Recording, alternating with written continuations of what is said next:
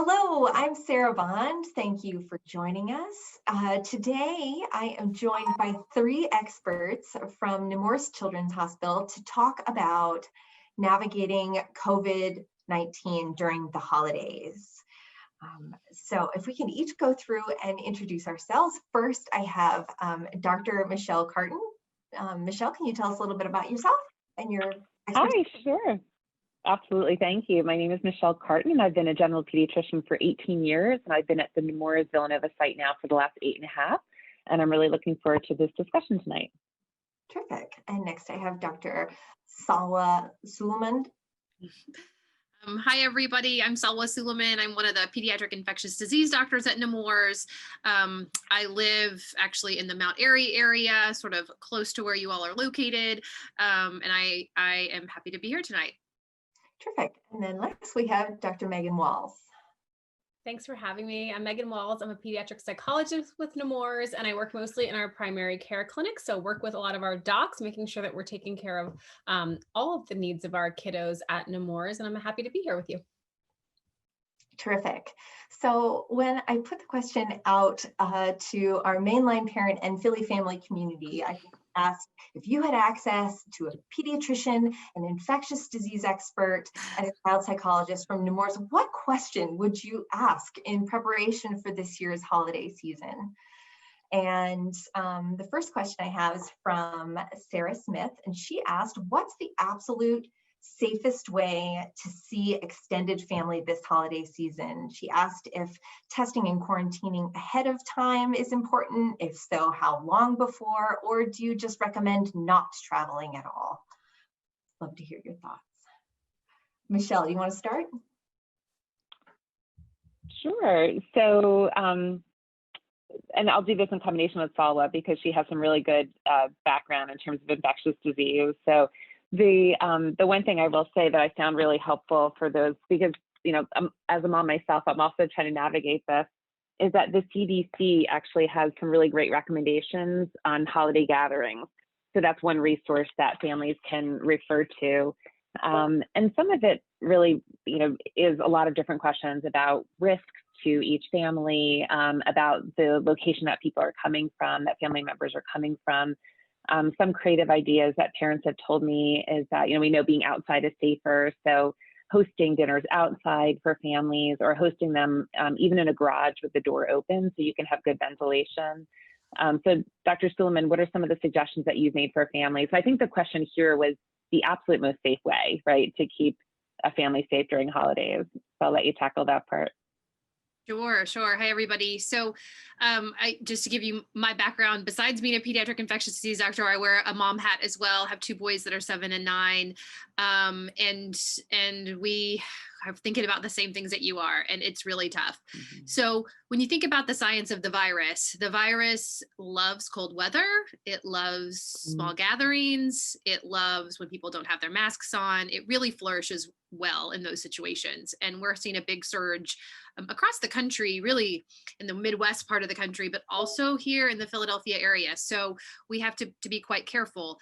I would say the absolute most safest way to maneuver the holidays is to not travel and to not, unfortunately, celebrate the holidays with anybody outside of your immediate household. And I am the first person to say that is killer. It is really tough to do. My kids miss their grandparents. We miss seeing our extended family and our friends that often celebrate with us. And so I understand it's not lost on me that that's a hard thing to do. But that's the safest way. Unfortunately, testing just tells you in that moment if you are negative for COVID-19. But that doesn't mean in 24 or 48 or 72 hours after that test that for some reason you could convert over and then shed the virus. Also, you can shed the virus for about 48 hours before you have symptoms, which is very hard. No one knows. And so there's all these unforeseen things that are hard to predict.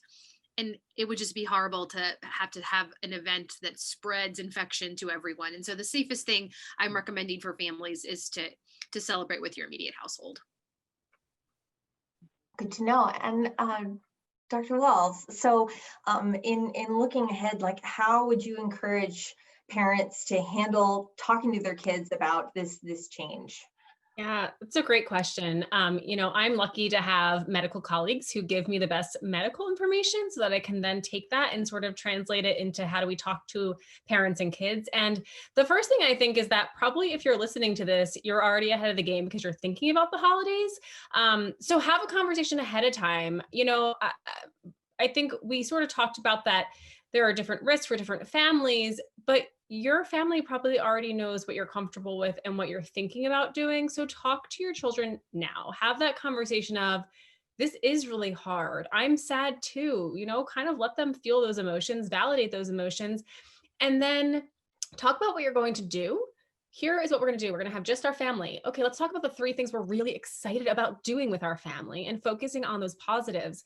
And the other thing that I think is important is framing it sort of as your kids and teens helping to keep safe and helping to keep people healthy and having control, right? So how do we control virus? Well, we can wash hands and wear masks and not have gatherings of large family gatherings, right? So I think that preparing kids and sitting down and really talking about like your exact plan, not just the holiday will be different, but it's just us, or, perhaps you live with a little bit of your extended family and it's just going to be them. Or, as Dr. Carton mentioned, we're going to have an outside time. We're going to get together with folks at this time, but on Thanksgiving, it's going to be cold and we're going to be inside with our family. Kids and teens tend to be more resilient when we let them know what's going to happen ahead of time. And I think for parents, let yourself sort of grieve and mourn over this stuff, right? If you need to cry or go on a run or something and get that out, it's okay. You're allowed to be upset, frustrated. And, Dr. Solomon mentioned, like, we're moms, we get it. We all want to be with our families too. So we understand that this is difficult for everyone, but talking about it ahead of time, making plans and getting your kids or teens, excited for the things you can do is way easier than focusing on what you can't do. That's excellent advice. I think one of the questions would sort of like build on that is, do you have any, and this is more of a personal question, any advice for managing the guilt that comes with that, what comes with kind of being the one that is saying, I'm so sorry, we can't, like. Yeah, I think there's 2 things. One is it's hard because every family's making different decisions, right? So as a mom, we have neighbors who are making decisions that we are not making. And my 6-year-old will tell you, I hate that my mom works in a hospital because she does not love that I tell her or not other people aren't doing the safest thing. So I think part of it is not just our own guilt, but is the comparison to what other folks are doing when we know what's safest and we're trying very hard to follow the rules and they're seeing other kids and teens not. So I think part of our own guilt as parents is, but that other kid's getting to do it and my kid's not. And so one of the things I really focus on with parents is this is not forever, right? This is now, it's hard. And you make a billion decisions a day to keep your kids safe. You wear a seatbelt when they don't want to, right? You make them follow rules and not run in the street when there's a car coming. We are making decisions as parents every single day that are not easy, but kids thrive on structure. Kids thrive on knowing what to expect. And so sometimes I think as parents, we need to take a breath and say, I'm doing this to keep my kids safe. I'm doing this to keep my family safe. I'm doing this to keep grandparents safe. And I'm going to stick with those decisions because I know that long term, these are the best decisions for me and my family versus, sort of just feeling really bad about right now and right here. But I think, again, letting yourself feel some of those frustrating, sad feelings is an okay thing to do. And finding those outlets for parents is really important. Thank you. That was such a great pep talk. I needed to hear that. Okay, so just kind of building and continuing on this sort of mental health theme a little bit. Isabel Alkoff asked, how do you keep from transferring parents' anxiety and or depression with so many COVID-related changes to your children? Yeah, I mean, I think all of us, psychologists, physicians, we're all having these conversations, right? And all of us also work with families who have kids who are already anxious before this, and parents who we know tend to be anxious. I think the main thing is to focus again on what we can control and to think of what we're doing more as protective and preventive as opposed to thinking about it as fear and worry, because those things are very different. But I also think as a parent, if you're recognizing that you're really anxious, reach out to your own providers, right? Reach out to your PCP or your mental health provider, because we can't be the best parents we can be if we're not taking care of ourselves. And I think in the pandemic, we are all working moms who are trying to balance kids and jobs and all these different things. And it's really hard to give yourself that time. But I really encourage parents to take that time because it's important that your kids are seeing that you're learning how to cope, but it's okay that they see that you're struggling as well sometimes. Okay. Dr. Carton, I have a question for you from Maggie M about how should those with newborns be handling their older kids' school, possibly virtual or in person, as well as visitors, extended family, as well as friends wanting to meet the baby during the colder months? Yeah, this is a really, really good question and a really tough one. And this is a tough time, right, to be a new mom for all these reasons. The one thing that, to sort of bring us back is that babies in general don't have great immune systems. And so COVID or no COVID, we are always recommending that new moms or new babies are cocooned at home with trying to bring, people from the outside in as little as possible. So especially the first 8 weeks, a baby, it really doesn't, have too much of an immune system. So it's really, really important to keep them protected. And definitely now, probably more than ever. In terms of having siblings, right, that might be coming in from being in a school setting, again, kind of going back to the basics, right? So when they come in, making sure that there's an area that they can leave coats and shoes and lunch boxes, having them come in and do really, really good hand washing, making sure that, they're maybe taking off coats or even layers of clothing if they've been wearing them all day long. And then if they are interacting with the baby, we kind of laugh sometimes that it's better for older siblings to kind of kiss their toes, right? So stay kind of down to the lower half of the baby. But then also think of other ways to engage siblings with their infants or with their newborn baby sister or brother. So maybe reading a book to them or singing a song or something that gives them something to do around the baby that doesn't necessarily always involve doing a lot of touching of the baby. Bringing in parents, and grandparents. I mean, this is kind of, as Dr. Silliman was talking about before, it's kind of what is the risk, right? And so, and every family is a little bit different. And so I take care of families, for example, that have their grandparents live right next to them, and they've also been at home and really doing a great job with quarantining. So that's going to be a different level of risk than a grandparent that might still be working or still in the community. And this, again, same prior to COVID as it is with COVID right now. So it's always, I think, really assessing that risk and thinking, gee, is this going to be a safe thing? If there's any question or concern, it's so much better to try to keep the baby at home alone, for this first few weeks in particular and away from anyone. Dr. Silliman, what do you think about that? Is there anything else that you would recommend from your perspective? That was a great answer. I would say COVID or no COVID, I would always recommend keeping that baby as protected as possible from any outside visitors. I think that it is hard to tell grandparents that you can't come over, and it's tough, but I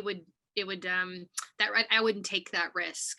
And I tell people, particularly my kiddos that have compromised immune systems, that I say, blame me. Say the pediatrician, the infectious disease doctor said, no one can come see this baby or this child for X amount of time, whatever I'm talking about. And I honestly would say 8 weeks for newborn babies, because that we really get them through that critical period of time. If they get an infection, then it can really put them at risk.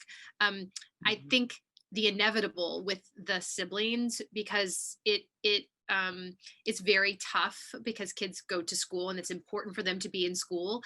I would say that all the things that you discussed is really doing safe hygiene practices and staying towards the end of the baby, not towards their face, their mouth, the places where you can spread infection for any type of infection, any respiratory virus, particularly COVID-19.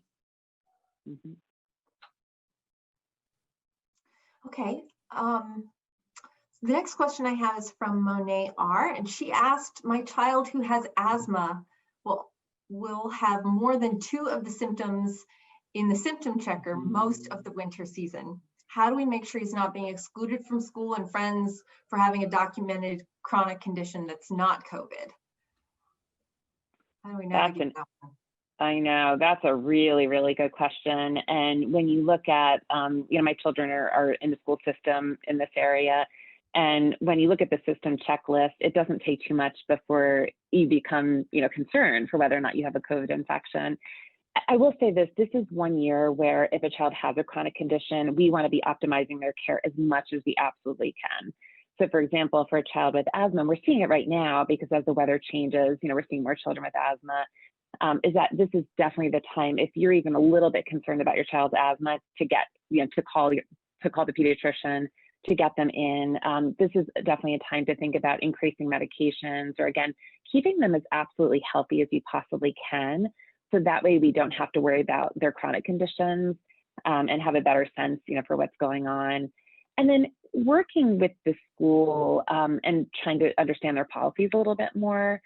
So, it's a great question, again, in terms of if a child has a little bit of a cough with running, that might be something that the parent can kind of work with the school a little bit to sort of optimize the plan for that child. So that way they're not always missing school. Okay, and Dr. Solomon, I think this one might sort of build on your point earlier about the testing only working and recording for that one moment. I have a question from Caroline S., who asked about the accuracy of the rapid testing, and understanding just the testing in general. Sure. So I could talk for hours about testing. So I will give you I will try to give you a short synopsis.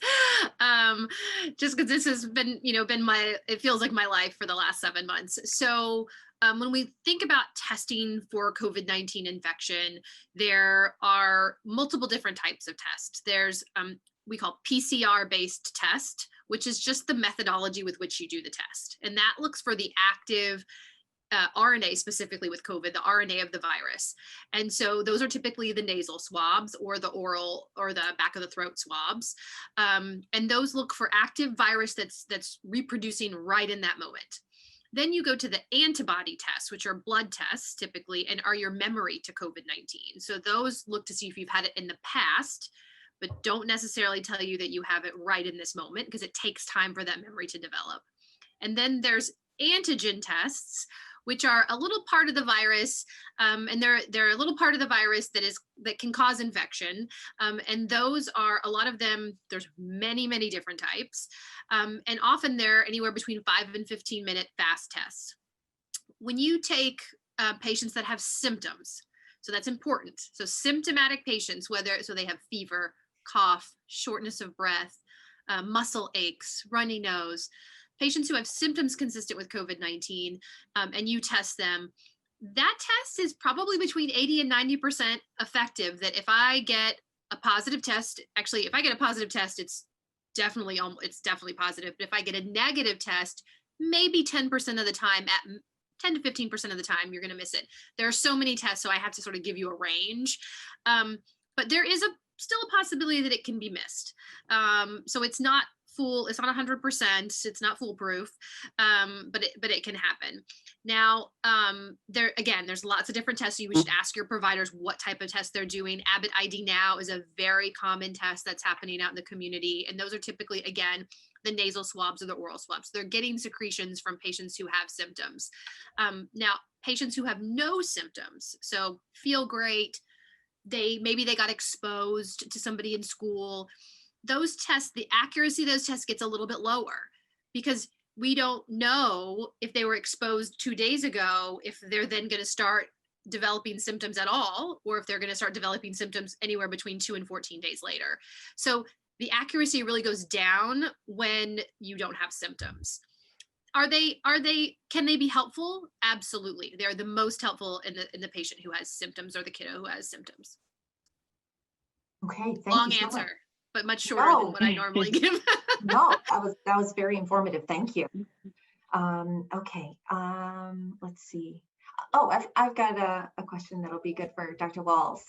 Heather E. asks, for children who are not attending in-person school, such as like preschool and elementary age, what activities are essential to add into our day for the social aspects that they are missing? It's a great question.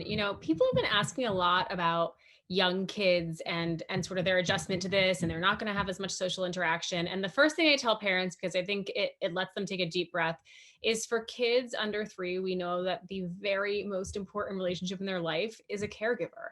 And they're learning so many social skills and social cues from parents and grandparents or whomever is taking care of them. So I think that lets families feel a little bit of relief automatically, that we know, like research wise, that the most important relationships aren't necessarily the social ones. They're good and they're important, but caregivers give so much of that to young kids and to babies. And I think the second piece of this is to kind of, Dr. Carton mentioned this before, to be creative. Can you have outside spaced play dates? Can you have your kid wear a mask, right? Our kiddos who are over 2, most of them are really good at it.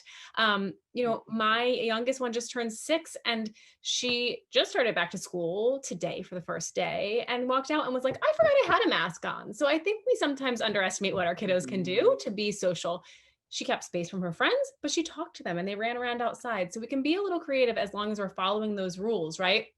And as our doctors have talked about, figuring out what's lowest risk, masked and outside and spaced is lowest risk for kids to interact. So figure out a way to be creative about their interactions.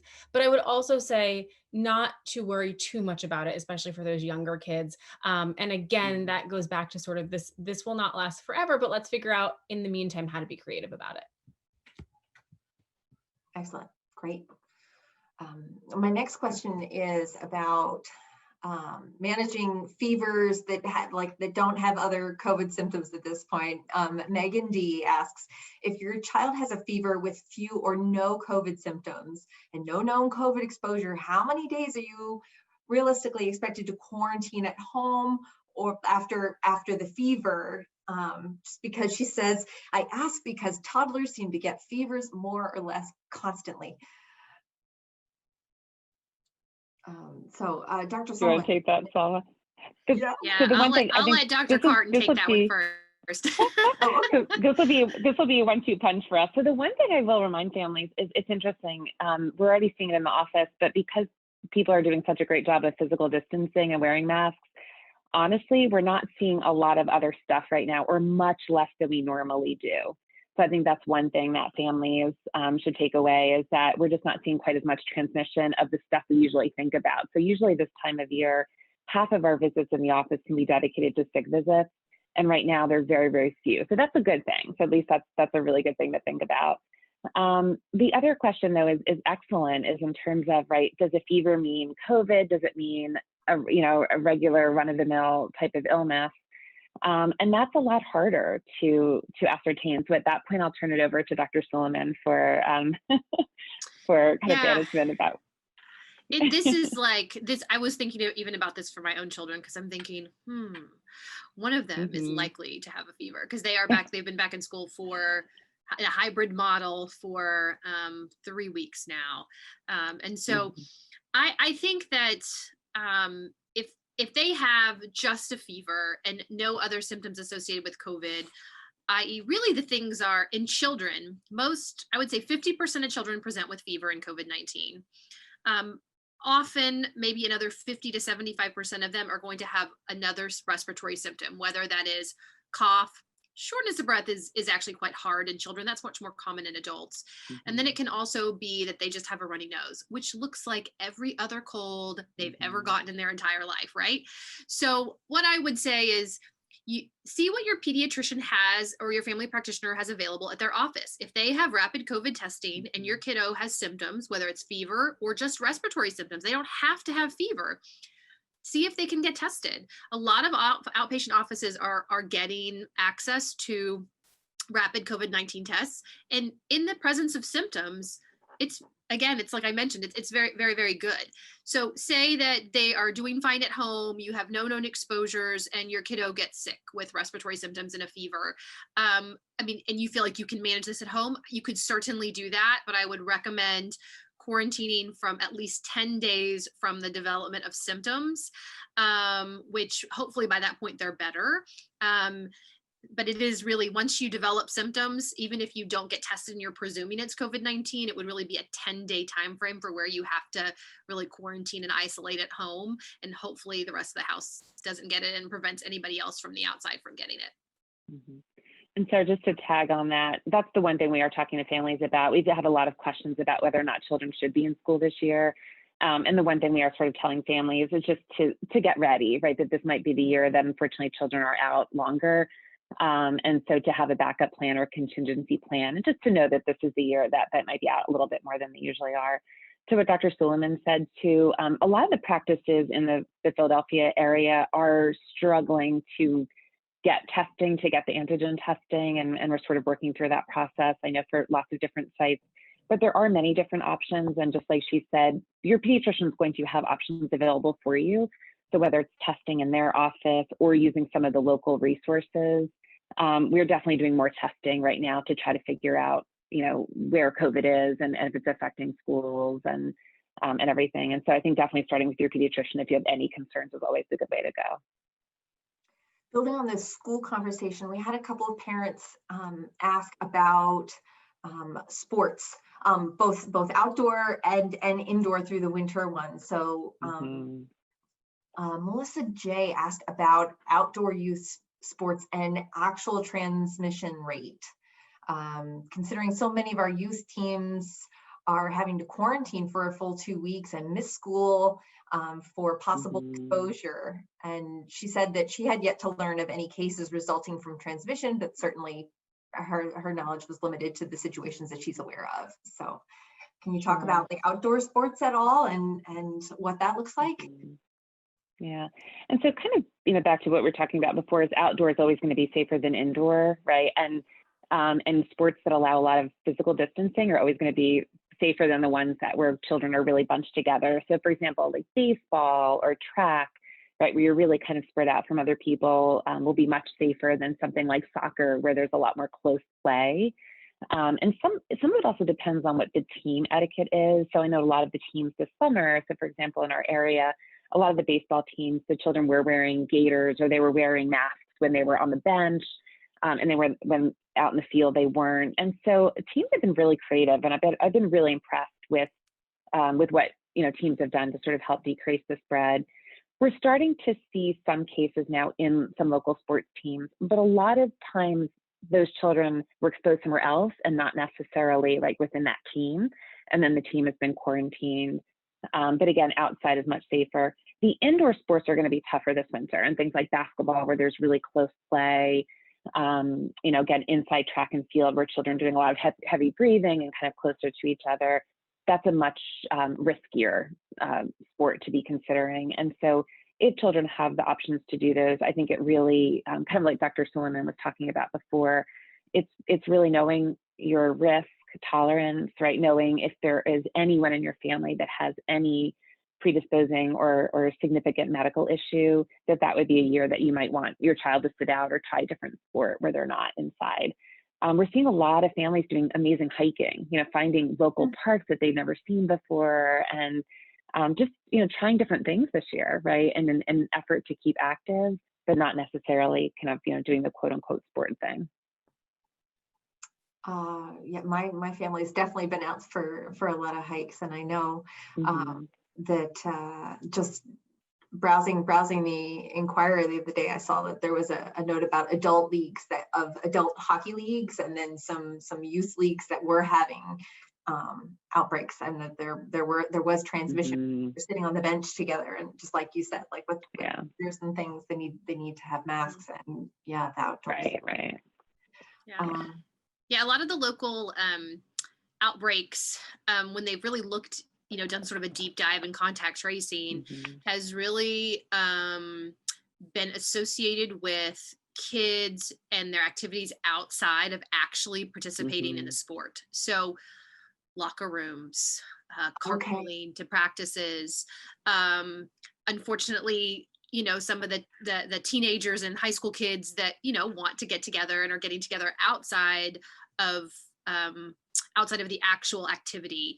And so I think that is, I can absolutely tell you that that's a lot of where some of that's coming from. And unfortunately, if you get one of those kiddos that either gets infection in the home or gets infection from somebody else in the home or the immediate family, or from one of those activities, the whole team is going to have to quarantine. And so that's really what's happening, in schools, we're not seeing linked transmission between schools and the community. We're really seeing that it's these isolated events and transmissions really happening in the home. Unfortunately, typically in adults, gets infected, doesn't know it, and until they develop symptoms, and then the children potentially carry that in. And then when they participate in activities where are potentially higher risk, sometimes they're spreading those, but it's not really the actual sport.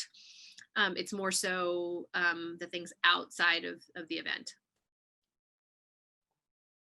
Thank you. That's very enlightening.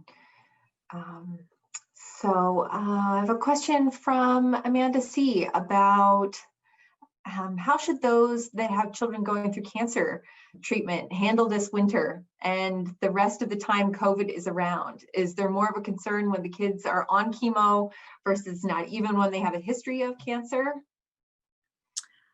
Tackle this one if because I get asked this a lot. I actually love immunocompromised infectious disease. That's my love. So I particularly have a heart for those patients. So that there is any immunocompromised patient is at higher risk for getting COVID-19. Interestingly enough, we have seen not that much infection in immunocompromised patients, particularly pediatric patients, just because we haven't seen that much infection in kids. And we've not seen that much infection in immunocompromised patients. Kids who take medications like medicines that suppress their immune system, for example, kids who get an organ transplant, they seem to have somewhat of a protective effect. I dare I say protective. It's not protective, but what happens with COVID-19, which really doesn't happen with a lot of other respiratory viruses, is that you get this intense inflammatory response, and you get all this inflammation that causes all the problems and makes you feel really crummy. And kids whose immune systems don't work well really have a very sort of shortened response to that because their immune systems don't have the ability to get revved up. And so it's not like any virus we've ever seen before. And the response in immunocompromised patients is, again, not like any virus we've seen before. So it's still something to be concerned about, absolutely. But we have not seen the distribution that we would typically see with a new infection out in the community in kids who are getting chemotherapy, whose immune systems don't have a problem and don't work correctly at baseline, or who have had some type of organ transplantation and get medications that suppress their immune system. So that has been a silver lining, I will say. Interesting, really. Okay, Dr. Walls, I have another question for you about the mental and emotional health aspects of dealing with COVID-19 and isolation due to the weather and even the potential restrictions and closures that we may be facing in the near future. How do you handle the anxiety, the depression, anger, talk of self-harm that we're seeing in some of our older kids? Yeah, it's really interesting. We are seeing teenagers have really variable reactions. And I think it's important that parents know that, right? So when I think about COVID and when I talk to teens and parents, I'll often frame it as the same way we sort of look at trauma, which is something really difficult's happening. And for some kids, that's going to be incredibly difficult and have outcomes like anxiety and depression. And for some kids, they're pretty resilient and get through it. So the first thing that I actually tell parents is take a step back and kind of think about how your child is doing. Don't assume they're going to be doing poorly because of this, right? So that's the first thing that I think is just incredibly important. And I think if we all think about friends in our lives, there are probably friends, even as adults, right, who are doing great and handling this well, and they've got like an activity guide. And then there are parents who are like, oh gosh, get these kids out of my house. So I think we just have to remember everyone reacts differently. And then secondarily, I really want parents and even teens themselves to think about functioning. So are they not sleeping the same? Are they not eating the same? Are they not wanting to hang out with friends anymore? And to me, those are signs that something perhaps is going on beyond the normal reaction. We are all frustrated, sad, angry. You can have those feelings. Encourage your kids to share those feelings with you. Talk to them about it. This is normal. We all feel this way. But if you're feeling this way and can't get through it, then let's figure out what to do. And at that point, I really want parents to reach out to their pediatricians, to reach out to their mental health providers and say, my child is really struggling. And I don't think this is a normal reaction, or I don't think this is a reaction that is perhaps commensurate with what's going on, right? So we've really tried to see friends and we've tried to be involved and we have family activities and they still don't want to come out of their room. Then it's time to reach out and to get some help. And the great news is that things like anxiety and depression are treatable, right? So if we can get kids in to see their pediatricians and psychologists, we can get them into treatment. And, we at Nemours partner with our pediatricians to make sure that we are getting kids into treatment. And, for our older kids, if there is a need for like a medication to go along with that, we do that. And for parents who are concerned about things like self-harm, my biggest piece of advice, and I think this scares parents, but is so important, is ask your child if you're worried about them. There is absolutely nothing in our research that says asking a child about self-harm or suicide causes those thoughts or makes them worse. In fact, when parents ask about it, it usually makes them better. So don't be afraid to ask your kid if they're struggling. It is so incredibly important that as caregivers, we are protective of our kids and that we ask those hard questions. But I want parents and teens and kids to know that we can help them and we can make sure they get the right treatment. And that this is hard for a lot of people and it has affected different families in different ways. And I think we can look at the way that COVID has, affected and kind of shown our health disparities. And there's some of that in the mental health world too. So different families have different risk factors, different experiences, but we can definitely help kids and parents get the help or the support they need. Thank you. Okay, I have a rather specific question about the levels of positive when positive. Karen W. asks, I'd love to know more about the levels of positive when positive. I heard something about how asymptomatic and recovered cases, or even those who are fighting it off, have far lower levels than those who are very sick. How does that factor into how contagious a kid who went to sports practice 2 days before the positive test came through? Dr. Solomon, that one might be for you. I'll tackle that one. Yeah. So I think if I understand the question correctly, maybe she's talking about how much virus the person has at the time, like how much virus you have when you're sick. Does that change how transmissible the virus can be and how contagious you are? Okay. So absolutely. If you have a lot more virus in your system at any point in time, your ability to transmit is going to be better. I mean, you're just going to be more efficient at transmitting, which we wish people didn't have. So what we see and what you may have heard on online and in the news is that, say, I get COVID-19 today, a month from now, I still test positive, but I feel good. I'm thankfully feeling better. And so that testing positive on a nasal swab or an oral swab is really reflective of this sort of low level of virus that I'm not able to transmit from me to you, but I'm still testing positive. Sometimes it's because the virus is dead and you're still getting some of that when you sample it. But if you have a ton of virus in your system, which is typically when you have symptoms, when you have lots and lots of symptoms, in most people, not everyone, but most, you're going to be able to transmit that virus more efficiently. And sometimes we use the term replication competent virus, a very fancy term to say, I actually have the ability to give it from me to you. And that really is when most people have very high levels. Now, if you have low levels, you can still test positive and there is still a possibility that you could transmit it.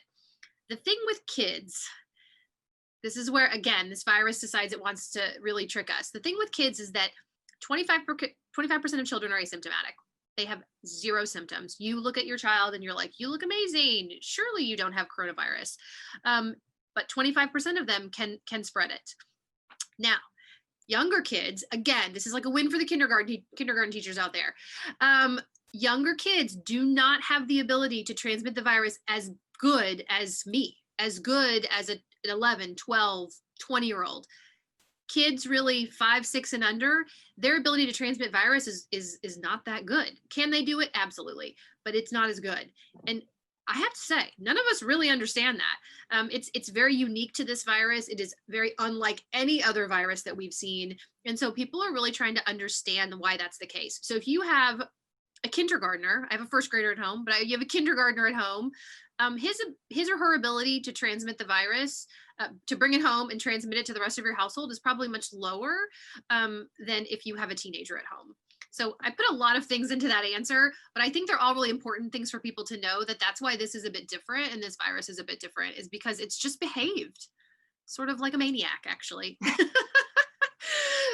It's just different. And so, but your transmission, the testing doesn't really tell you necessarily if you have a super high level or a super low level. It tells you if you are over a threshold. And so would we love to know that? Sure. I don't think we're going to get there for a while. Okay. Okay, good to know. So I have one last question, which I'm hoping each of you could address as we close out, from Angela F. And she asked, what's your number one worry for kids this holiday season, and how can parents address that concern effectively?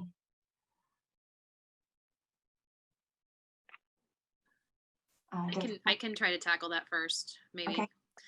So, I think probably, I mean, I have a lot of worries, but my number one worry for children, I think, is that, and it's not actually a scientific answer here. I mean, I don't want any child to get coronavirus, but that's not, I think, the most concerning thing to me. I mean, I think the most concerning thing is that kids have had their whole life disrupted, just as adults have, and a lot of them need that social, emotional time to be with their friends, to be with their classmates, to be with their teachers, to not be with their parents or their caregivers. And so and they need to be with their extended families. And a lot of that cannot happen. And so I just hope for every family that you find ways to connect in a different way and to celebrate the holidays in a different way that maybe you were able to do before, like things that we wouldn't have done before. I mean, we're staying home for Christmas, just the four of us.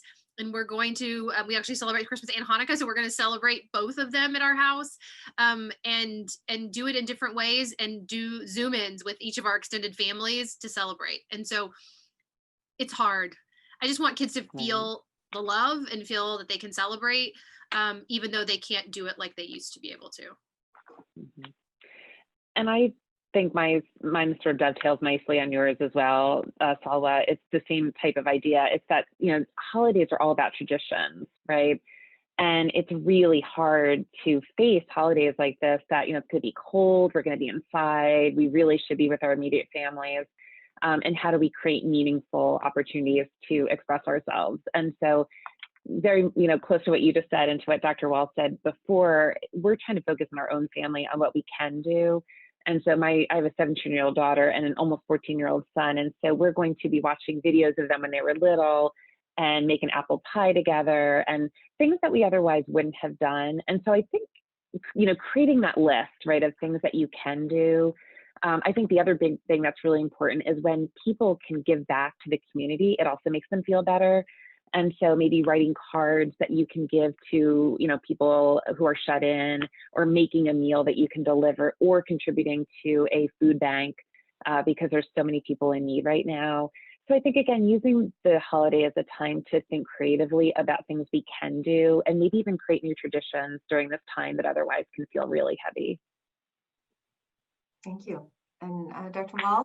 Yeah, I mean, I think my colleagues sort of hit the nail on the head here. I think as a psychologist, that's always sort of my concern. And I think for me also, I recognize that we see patterns in adults and kids, actually, that during the holidays, we actually see some folks who dip into anxiety, depression more than normal during holidays, whether that's, because this is different this year. Might those things be even harder? Sure. So my hope is all of the things that we spoke about in terms of being creative and focusing on the positive. But I think my other hope for families is that they recognize that if they are struggling, if this is a hard time for them, that there is a way to have support during this time, and that we understand that everyone is dealing with this. And, my sort of favorite saying about this is, we're all in the same storm, but not in the same boat. And I think that's really true. And I think it's important that as friends, as care providers, that we're making sure that the folks around us are doing okay. And then that we give them some of this advice and that we tell them, hey, we listened to this thing where we were talking about doing the positive things. We were talking about building our family up. We're talking about being resilient. And again, I will just end with, which I've said, a couple of times tonight, but that this is sort of a temporary issue in life. And my hope is that, 5-10 years from now, our kids think this was a fun time when parents were creative. And teenagers remember this as, sort of having to be creative with their friends. And I think if we can focus on those things, that is what our kids will remember. And I think that, this won't be, I think as adults, we're like, this is this huge blip, but I hope for our kids that they sort of just see this as different instead of bad. Wonderful. Okay, I can't thank you enough, all of you, for joining me this evening for this candid chat and for answering your questions.